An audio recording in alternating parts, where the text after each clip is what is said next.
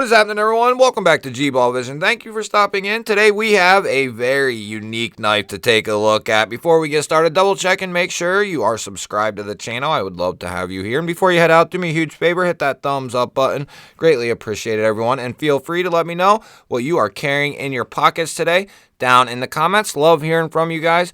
So we have a knife coming in from Real Steel here. This is called the Evolution, guys, and I have to agree with the naming of this knife. I have never seen anything quite like this before, and certainly never handled anything quite like this. Now, before we do get really started, there will be a link down in the description to this knife, and for my viewers only, I should have a coupon code down there as well. It does help the channel out if you do use the link and coupon code, but if you already are going to buy this knife, you might as well save a little bit of money, and you can help out the channel by doing so.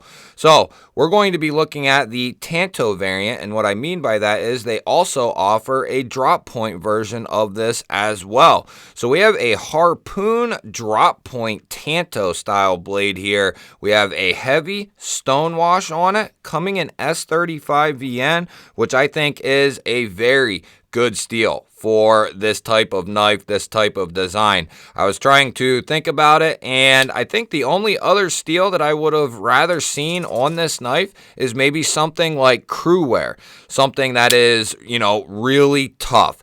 But S35, I think, is a fantastic steel. Real Steel does a great job on their S35, so I have no complaints whatsoever with the choice of steel. Now, we do have a nice full finger choil here, going to give you a great spot to choke up and have a ton of control over this blade. You'll also be able to get right up on that tip for intricate detail type cuts. A little bit of jimping up here before you get to that harpoon spoon there. Oversized thumb studs for deployment, and I have to say, guys, I much prefer these thumb studs over any other type of studs. This stepped or templed type design that's oversized, you can just get so much more on them. They are so much more comfortable than anything else. They remind me a lot of Cold Steel, some of the thumb studs that they use on some of their knives. Very comfortable, very easy to get on. As far as the action on this knife, guys, the detent could not be tuned any better for this knife right here, at least this particular one. It is absolutely solid. I would give it probably an 8.5 or 9 out of 10 on just how good it is. It's 10 would be too strong, so 8.5, 9 it's right on the cusp of perfection. The thumb flick feels so good.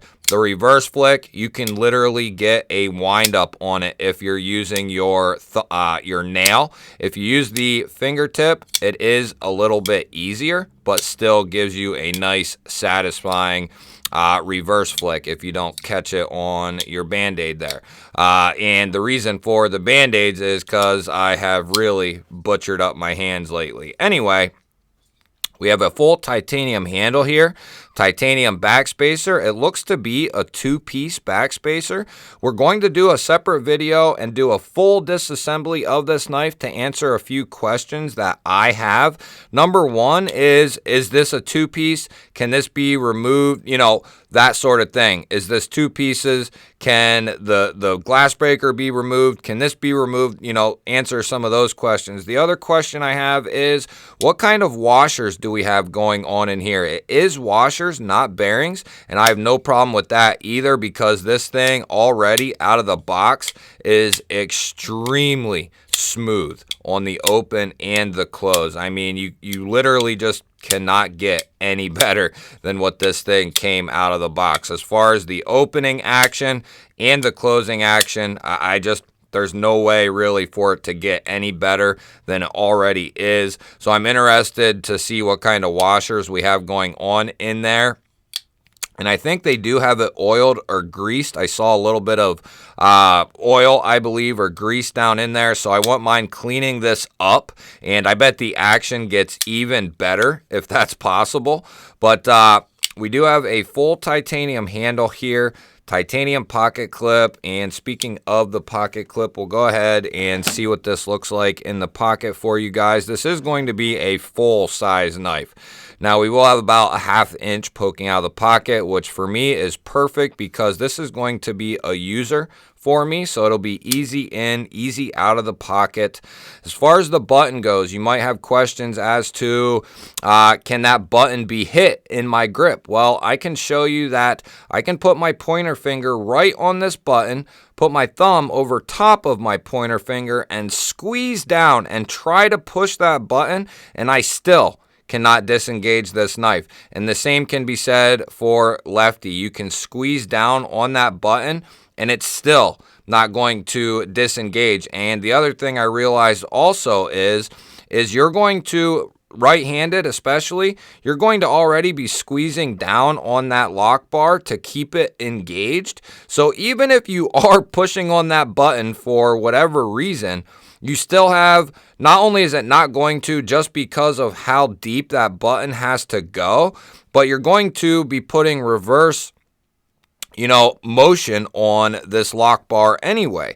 So you're really going to be fighting yourself to disengage it. So I don't think you're going to have an issue whatsoever. Is it 100% certainty? No, but I think you'd have to be doing something really stupid in order to disengage this while you're using it. And if you have any questions about it, you can slide this lock up and that will give you kind of a secondary lock there as well, or give you a little added peace of mind. And with that slid up, you won't be able to use the regular lock bar or the button. And to answer that question, you can use the frame lock as well to disengage this. So you can kind of pick your poison on how you want to open it and how you want to disengage it. You can use the studs to open it. You can use the button to open it. It is extremely satisfying either which way.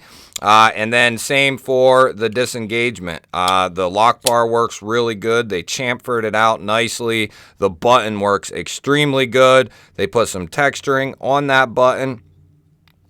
So they have themselves a very unique design here.